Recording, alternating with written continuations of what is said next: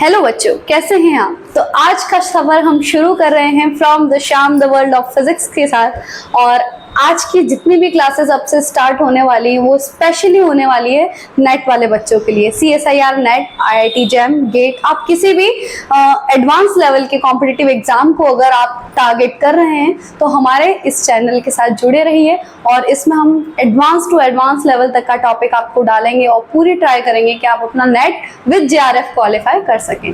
तो जैसा कि पहला टॉपिक आपको दिख रहा होगा, हम स्टार्ट करने वाले हैं स्पेक्ट्रोस्कोपी से। हर केमिस्ट्री का बच्चा ये बात मान सकता है कि ये कितना इम्पॉर्टेंट टॉपिक हो जाता है आफ्टर योर ग्रेजुएशन। ये टॉपिक इतना इम्पॉर्टेंट हो जाता है कि जब तक आप इस साइंस फील्ड से जुड़े रहेंगे ये टॉपिक आपको कहीं ना कहीं इंटरेक्ट करता ही रहेगा। ये टॉपिक आपको पढ़ना इसलिए भी ज़रूरी है क्योंकि ये आपके हर कोर्स बुक में तो रहेगा ही रहेगा ऑब्वियसली, बट उसके साथ साथ आप जिस भी कॉम्पिटिटिव एग्जाम को टारगेट करेंगे ये टॉपिक अच्छा खासा वेटेज रखता है। अब अगर हम बात करें नेट की, तो नेट में ये अप्रॉक्सीमेटली कम से कम 10 मार्क्स का और ज़्यादा से ज़्यादा 16 या 20 मार्क्स का आप इसको मान सकते हैं। इतना अच्छा वेटेज अगर कोई टॉपिक देता है और जिसमें ना कि आपको बहुत ज़्यादा कैलकुलेशंस की भी ज़रूरत नहीं है, अगर थोड़ा बहुत भी अगर आपका कंसेप्चुअल नॉलेज है तो आप इजीली इतने मार्क्स स्कोर कर सकते हैं इस टॉपिक से। गेट में भी आप 2-3 क्वेश्चंस इजीली एक्सपेक्ट कर सकते हैं स्पेक्ट्रोस्कोपी से। ये सिर्फ NMR की बात है। और उसके अलावा IIT जैम में भी इस टॉपिक से अच्छा खासा क्वेश्चंस पूछा जाता है। ठीक है, तो ऐसे टॉपिक को बिल्कुल भी छोड़ना नहीं है, पहली बात। अब स्पेक्ट्रोस्कोपी, ये मैंने अभी जो मार्क्स डिस्ट्रीब्यूशन बताई खाली ऑर्गेनिक स्पेक्ट्रोस्कोपी का है। अगर आपने सिलेबस अच्छे से देखा है नेट का तो आप ये बात अच्छे से जानते होंगे कि स्पेक्ट्रोस्कोपी आपका फिजिकल केमिस्ट्री में भी पूछा जाता है, स्पेक्ट्रोस्कोपी आपका इनऑर्गेनिक में भी आता है और ऑर्गेनिक में भी आता है। और ये वाला पार्ट सिर्फ ऑर्गेनिक केमिस्ट्री का था। ठीक है, तो अब होता क्या है, मैक्सिमम बच्चे जब नेट वगैरह को ट्राई करते हैं वो कोई सी भी मेजर चीज एक फिजिकल ले लेते हैं या ऑर्गेनिक ले लेते हैं और उसके साथ एक इनऑर्गेनिक ले लेते हैं और इन दो को लेकर सोचते हैं कि हम नेट निकालने का पूरा ट्राई करेंगे। अब जो बच्चे भी ऑर्गेनिक छोड़ देते हैं ऑर्गेनिक के डर से, उन लोगों के लिए खुशी की बात यह है कि इस ऑर्गेनिक स्पेक्ट्रोस्कोपी को करने के लिए आपको कोई बहुत ज्यादा ऑर्गेनिक की जरूरत ही नहीं है। तो मतलब अगर आप अलग से भी चाहें कि सिर्फ स्पेक्ट्रोस्कोपी कर लें तो वो भी आप कर सकते हैं। ठीक है, तो ये टॉपिक हर एक फील्ड के बच्चे के लिए बहुत इंपॉर्टेंट बन जाता है और सारे बच्चों को कनेक्ट करके रखता है। हम स्टार्ट करने वाले हैं हमारी ऑर्गेनिक स्पेक्ट्रोस्कोपी। ऑर्गेनिक स्पेक्ट्रोस्कोपी, और स्पेक्ट्रोस्कोपी कोई भी हो, फिजिकल में जनरली उससे आपके calculation based, formula based questions आते हैं। ऑर्गेनिक में आप उसका स्ट्रक्चर डिटरमाइन करते हैं वही कंसेप्ट के बेसिस पर। कंसेप्ट वही लगता है कि आपको पहले समझ में आना चाहिए कि व्हाट इज स्पेक्ट्रोस्कोपी, स्पेक्ट्रोस्कोपी आखिर में होता क्या है ना। तो स्पेक्ट्रोस्कोपी एक ऐसी ब्रांच है जहां पर आप स्टडी करते हैं रिलेशन की, किस किस के रिलेशन की, लाइट और मैटर के बीच में जो रिलेशन होता है उसकी स्टडी आप करते हैं, जिस ब्रांच में इसको बोला जाता है स्पेक्ट्रोस्कोपी, है ना।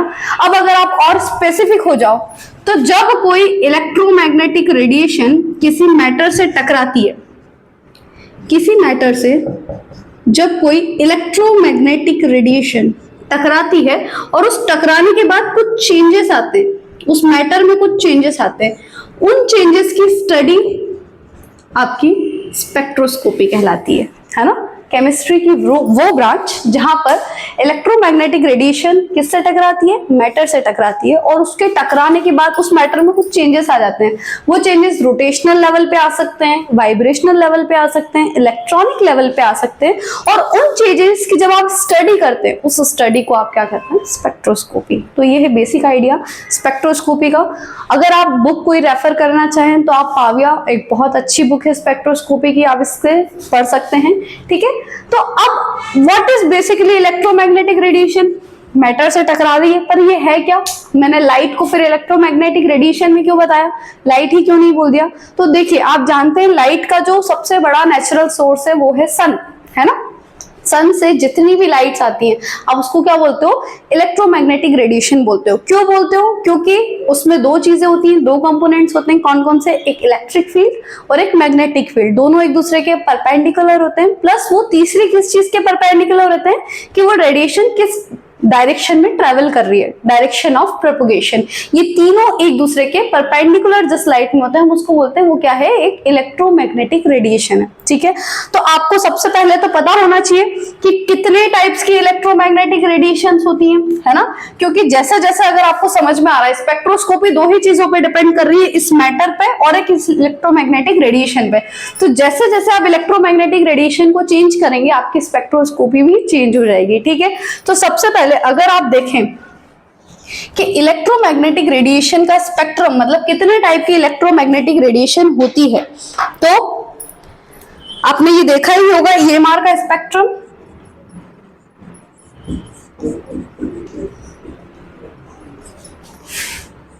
Gamma ray, X ray, UV ray, visible,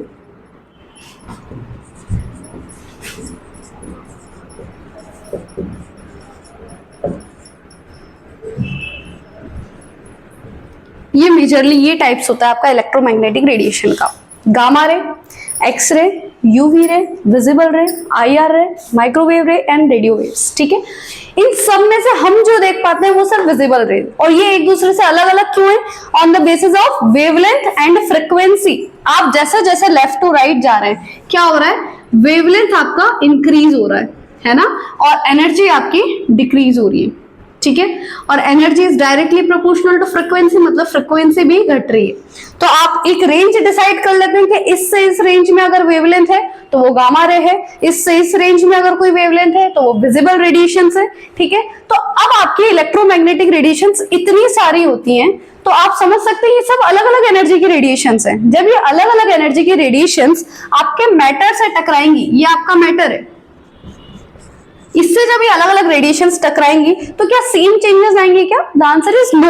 obviously आपके चेंजेस भी अलग अलग होंगे जब अलग अलग रेडिएशन से टकराएगी, क्योंकि सबकी एनर्जी अलग अलग है। अब आप सबसे लीस्ट एनर्जी से अगर आप ट्राई करें तो रेडियो वेव्स की सबसे कम एनर्जी होती है। ठीक है, सबसे कम एनर्जी की रेडिएशन कौन सी होती है? Radio waves. तो जब ये आपके मैटर से टकराती है तो ये खास कुछ ज्यादा उसमें चेंज कर ही नहीं पाती, क्योंकि उसके अंदर इतनी एनर्जीज ही नहीं होती। ठीक है, अब आपके इस चेंजेस को अगर आप समझे तो मैटर में एक्चुअली है क्या, क्या चेंज करने वाली हो जब मैटर से टकराएगी। आपने इलेक्ट्रोमैग्नेटिक रेडिएशन को तो समझ लिया, अब आप मैटर को समझिए, क्योंकि हम ये एनर्जी के हिसाब से बता रहे हैं कि ये अलग अलग एनर्जी के हिसाब से अलग अलग चेंजेस करेंगे। तो आपके मैटर में क्या होता है? मैटर मिलता है एटम से मिलकर बनता है। ठीक है, एटम्स में क्या होते हैं? एनर्जी लेवल्स होते हैं। क्या होते हैं? एनर्जी लेवल्स होते हैं। उसके इलेक्ट्रॉनिक एनर्जी लेवल्स होते हैं, उसके रोटेशनल एनर्जी लेवल्स होते हैं, उसके वाइब्रेशनल एनर्जी लेवल्स होते हैं। तो जब ये अलग अलग इलेक्ट्रॉन्स होते हैं एटम में क्या होता है? इलेक्ट्रॉन, प्रोटॉन और न्यूट्रॉन। ये सब बेसिक चीजें जो आपने अपने 11th-12th में पढ़ी ही होंगी। ठीक है, तो जब ये रेडियो वेव्स इन मैटर से टकराती है तो उसमें इतनी एनर्जी नहीं रहती कि वो बहुत वास्ट कोई चेंजेस कर पाए, है ना।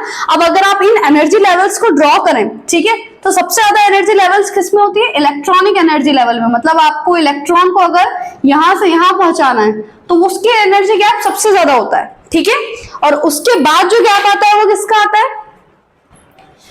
उसके बाद जो गैप आता है वो आपका आता है रोटेशनल का। ठीक है, यहां से यहां का। और उससे कम जो गैप आता है वो किसका आता है? वाइब्रेशनल का। ठीक है, सॉरी, ये वाइब्रेशन का होता है, और उससे कम जो गैप आता है वो आता है आपका रोटेशनल का। ठीक है, तो अब जब आपकी रेडियो वेव्स इस मैटर से टकराती हैं तो उनके अंदर इतनी एनर्जी नहीं होती कि वो इतना बड़ा कोई ट्रांजिशन कर पाए। जब रेडियो वेव्स आपके मैटर से टकराती हैं तो एक सिर्फ छोटा सा चेंज करती है। क्या चेंज करती है? उसके न्यूक्लियस के स्पिन में चेंज कर देती है। न्यूक्लियर स्पिन चेंज कर देती है। मतलब आपके एटम में क्या है? एटम इलेक्ट्रॉन्स बाहर घूमते हैं और बीच में क्या होता है? उसका न्यूक्लियस होता है ना। अब न्यूक्लियस कैसा घूम सकता है? जैसे इलेक्ट्रॉन्स घूम सकते हैं आपके दो डायरेक्शन में, है ना। एक आपका प्लस हाफ आप लेते हो, एक आप माइनस हाफ लेते हो। उसका सेम बेसिस पर आपका जो न्यूक्लियस होता है वो कैसा घूम सकता है? एक तो क्लॉकवाइज और एक एंटी क्लॉकवाइज। तो उसके अकॉर्डिंग आपके न्यूक्लियस के भी दो स्पिन होते हैं। ठीक है, एक क्लॉकवाइज और एक एंटी क्लॉकवाइज। तो ये जो रेडियो वेव्स होती हैं ये टकराती है। मान लो आपका न्यूक्लियस ऐसे ऐसे घूम रहा है, ये जैसे ही रेडिएशन से टकराएगी तो उसका स्पिन चेंज कर देगी, वो उल्टा घूमने लग जाएगा बस। ठीक है, तो न्यूक्लियर स्पिन में चेंज करने का काम कौन करता है? रेडियो वेव्स करता है। ठीक है, और माइक्रोवेव्स जब इस से टकराती हैं तो ये चेंजेस दिखाती है रोटेशनल लेवल पे। कौन से लेवल पर? रोटेशनल एनर्जी लेवल पर चेंजेस दिखाती है। आईआर रेडिएशंस जब इस मैटर से टकराती हैं तो वो आपके वाइब्रेशनल में आपके ट्रांजिशंस दिखाती हैं, वाइब्रेशनल लेवल में चेंजेस होते हैं। रोटेशनल लेवल में मतलब अगर कोई मॉलिक्यूल इस लेवल पे रोटेट कर रहा है तो वो रेडिएशन एब्जॉर्ब करके अब वो हायर एनर्जी से रोटेट करने लग जाएगा। वाइब्रेशनल एनर्जी लेवल में क्या आएगा? जब वो यहाँ पर वाइब्रेट कर रहा है, ठीक है, जैसे जैसे आप राइट साइड में जा रहे हैं आपकी एनर्जी बढ़ती जा रही है, ठीक है, तो आईआर रेडिएशंस जब उससे टकराएगी तो अब वो हायर एनर्जी से वाइब्रेट करेगा, ठीक है। और यूवी विजिबल, ये दोनों की जो रेंज है ये जब आपके मैटर से टकराती है तब आपका जो चेंज आता है वो इलेक्ट्रॉनिक लेवल पर चेंज आता है। मतलब आपका इलेक्ट्रॉन अगर यहाँ पर है तो ये इलेक्ट्रॉन ट्रांजिशन दिखा के हायर एनर्जी लेवल पर चला जाता है, तब आप यूवी विजिबल स्पेक्ट्रोस्कोपी। तो है हर एक रेडिएशन जब टकरा रही है। अब एक्सरे तो बहुत ही एनर्जेटिक रेडिएशन होती हैं। एक्सरे जब आप मैटर पे डालोगे तो वो तो इलेक्ट्रॉन को निकाल के बाहर ही फेंक देगी, है ना। एटम कोई वहां पे एटम ही क्या हो जाता है, टूट जाता है। तो यहाँ से एनर्जी बहुत ज्यादा हाई हो जाती है। तो आपकी जो स्पेक्ट्रोस्कोपी डिटर्मिनेशन, स्ट्रक्चर डिटर्मिनेशन की आप स्पेक्ट्रोस्कोपी का यूज करते हो कि आपको कोई भी अगर कॉम्प्लेक्स मॉलिक्यूल दिया जाए तो आप उसका स्ट्रक्चर पता लगा पाओ। अब अगर इसके बाद आप रेडिएशन यूज करोगे तो आपका एटम ही टूट रहा है ना, तब आप उसका यूज फिर वहां पे नहीं कर पाते हो, ठीक है। मेजरली आप इन रेडिएशन का यूज करते हो। तो जो आपकी रेडियो वेव्स है, रेडियो वेव्स क्योंकि आपका न्यूक्लियर स्पिन का चेंज कर रही है तो यहाँ पे जो स्पेक्ट्रोस्कोपी आती है वो कौन सी आती है? एनएमआर, ठीक है। माइक्रोवेव्स किस में चेंज कर रही है? रोटेशनल एनर्जी लेवल में चेंज कर रही है। तो यहाँ पे जो आप स्पेक्ट्रोस्कोपी पढ़ते हो, कौन सी स्पेक्ट्रोस्कोपी पढ़ते हो? रोटेशनल, ठीक है, या माइक्रोवेव भी बोल सकते हो आप उसको। जब आईआर रेज से टकराती है तो उसको आप आईआर स्पेक्ट्रोस्कोपी भी बोल सकते हो और वाइब्रेशनल स्पेक्ट्रोस्कोपी भी बोल सकते हो, ठीक है। और जब यूवी विजिबल टकराती है ना, तो आप उसको यूवी स्पेक्ट्रोस्कोपी भी बोलते हो और इलेक्ट्रॉनिक स्पेक्ट्रोस्कोपी भी बोलते हो, ठीक है।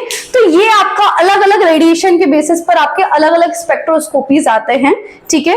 और हम जो नेट के पॉइंट ऑफ व्यू से पढ़ने वाले हैं फ्रॉम ऑर्गेनिक केमिस्ट्री, वो आपके कुछ कुछ मेजर पार्ट हैं जैसे कि NMR, IR, UV and mass. बस ये 4 स्पेक्ट्रोस्कोपी आपके नेट के पॉइंट ऑफ व्यू से बहुत इंपॉर्टेंट हो जाती है। हम हमारे सिलेबस में, हम हमारे कोर्स में कौन कौन से स्पेक्ट्रोस्कोपीज का यूज करने वाले हैं? एनएमआर,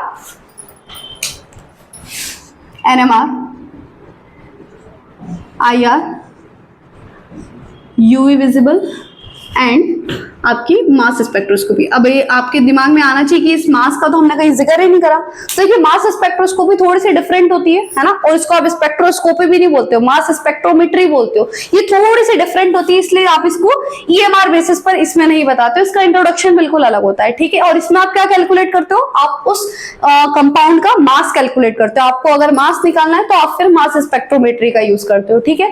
तो अभी हम क्या क्या पढ़ने वाले हैं? एनएमआर, आईआर और यूवी, ठीक है। और हम स्टार्ट करने वाले हैं एनएमआर स्पेक्ट्रोस्कोपी से, जो कि बहुत एक इंपॉर्टेंट हिस्सा होता है। मेजरली जो आपने 10 से 16 मार्क्स देखे ना, तो उसका 90% आपका एनएमआर ही होता है।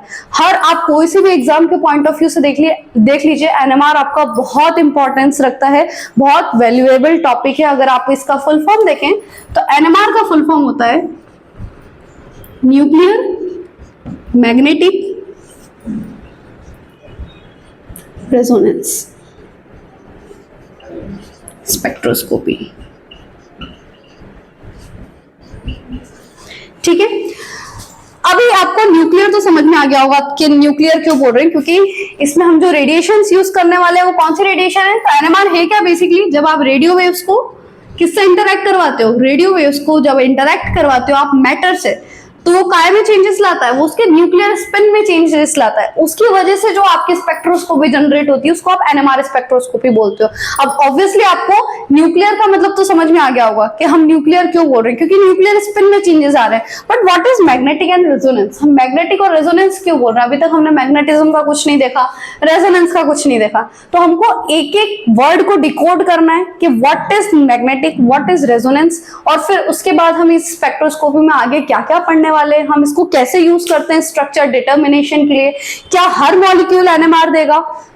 ऐसा पॉसिबल है क्या कि मैं किसी भी मॉलिक्यूल को लेकर आऊं और एनएमआर निकालने लग जाऊं, मुझे उसका डेटा मिल जाएगा? तो ऐसा नहीं होता। कुछ न्यूक्लियस कुछ हर न्यूक्लियस को वो स्पेन नहीं करवा पाता है, तो कुछ न्यूक्लियस एनएमआर देते हैं, कुछ न्यूक्लियस एनएमआर नहीं देते हैं। तो वो कौन से न्यूक्लियस होते हैं जो एनएमआर देते हैं? ऐसे न्यूक्लियस को हम एनएमआर एक्टिव न्यूक्लियस बोलते हैं, और जो नहीं देते वो एनएमआर इनएक्टिव हो जाते हैं, है ना। तो वो कौन कौन से न्यूक्लियस होते हैं, और आपके पास जो आपका डेटा या स्ट्रक्चर डिटर्मिनेशन का जो पूरा ग्राफ आता है उसको आप इंटरप्रेट कैसे कर पाते हो, है ना। कैसे आप समझोगे कि यहाँ पे जो जो पीक्स आ रही है वो आपको क्या बता रही है, किसका डेटा है, किसकी पीक है, कहाँ से मिल रहा है, ये सारा आप आने वाली क्लासेस में समझेंगे, ठीक है।